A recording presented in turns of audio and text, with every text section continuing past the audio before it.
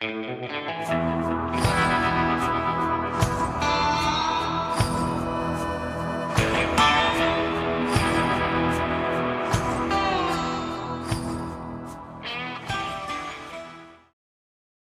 16, Frrank Grouard ran away to Montana and worked at various jobs around the territory. Not much is known about this time until one day in 1875, he arrived at the Red Cloud Indian Agency. The 25-year-old, who looked every inch an Indian, had been captured by Sioux 6 years before and after a time had been accepted into their tribe. He was fluent in Sioux and knew the frontier and Indian lands. He was later hired as a scout by General Crook. Here he gives account of one day with the Sioux. Among the Indians, no sport or excitement could equal the buffalo hunt. There was considerable danger in it, but nothing to compare with the excitement. Every brave kept a trained pony for the buffalo chase, one that was used for nothing else. I really believe the ponies enjoyed a buffalo hunt as keenly as did their masters. When I became possessed of my fast buffalo pony, the Indian from whom I got it told me of all its good qualities and laid particular stress upon the fact that the animal always gave warning of approaching danger. I paid little attention to the buck's talk at the time, but it was very distinctly recalled on an occasion I'm about to relate. The Bark Creek country along the Yellowstone River was a great feeding ground for the buffalo, and one occasion we moved our camp down there. Our supply of meat had got very light, and we also wanted hides with which to make lodges. We killed a great many buffalo during our stay in that locality, and were about ready to move. It was decided to have one more hunt before leaving, and preparations were made accordingly. The buffalo had drifted some distance from our camping ground, and the Indians were in the habit of moving camp from day to day as the chase progressed. When we started off in the last hunt, the entire camp went along, and as soon as the herd of buffalo was sighted, the bucks jumped upon their ponies and began the chase. On this particular occasion, I became so intent upon running the buffalo that I got a long way in advance of the other hunters. I killed a couple of buffalo and got off my horse to skin them, fastening my pony to the carcass of one of the dead animals. While I was at work, my pony began to act strangely. It would run around in a half circle, then back again, and seemed to be trying to attract my attention. I paid no particular heed to the actions of the pony until I recalled what its former owner had told me about its giving warning of danger.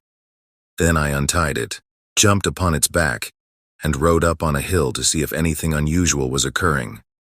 Seeing nothing, I returned to my work.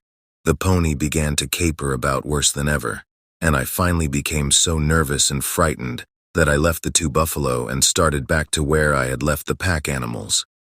I had not gone over 2 miles before I heard shooting, and glancing over my shoulder in the direction from which I had come, I saw a large party of Crow warriors charging down onto our people. I gave the alarm as quickly as I could, but before the Sioux braves could get together, the enemy had killed 19 of them and departed. My pony had sensed the danger while I was skinning the buffalo, but I failed to find the least sign of the attacking party, and supposed my animal was restless at being separated from the rest of the pony herd. If it had not been for the actions of the pony, I would have been caught in a nice trap and lost my life. Frrank Grouard.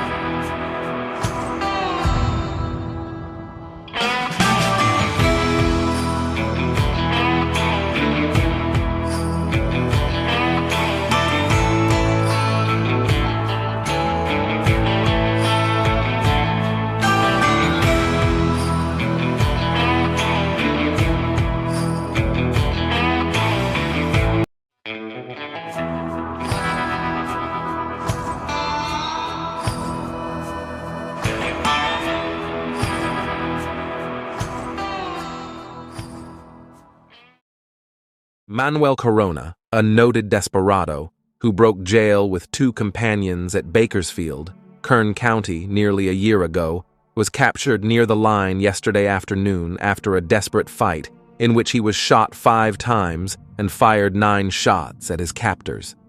Constable Cook, who has already arrested one of the gang, has been on the lookout for Corona a long time, and having notice of his proximity to the line, sent a deputy, familiar with the section, down to Tijuana to try and effect the capture.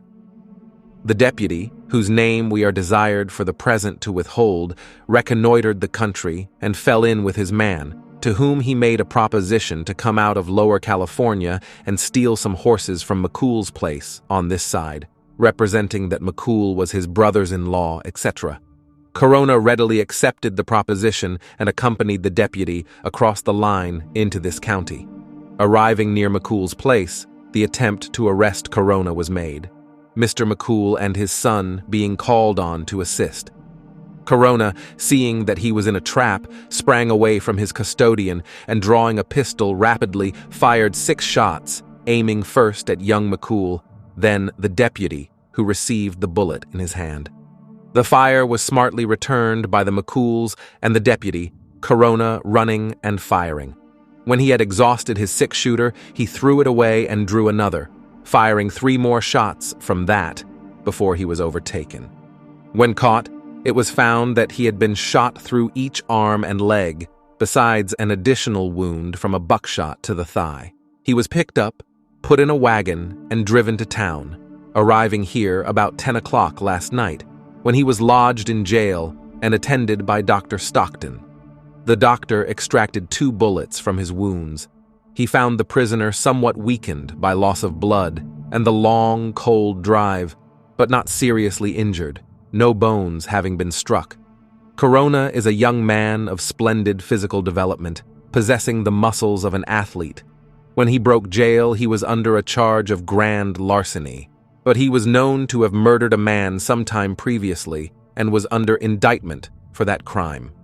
The pistol, still in his hand when he was overtaken, is said to have been taken by him from the man he killed. It is a large Colt's Dragoon 6-shooter, serial number 200,711, and bears a plate with the name Fr. Loff. It still contains 3 charges. Mr. Cook is to be congratulated on the capture of the second of this gang. The third, it is hoped, will also soon be taken.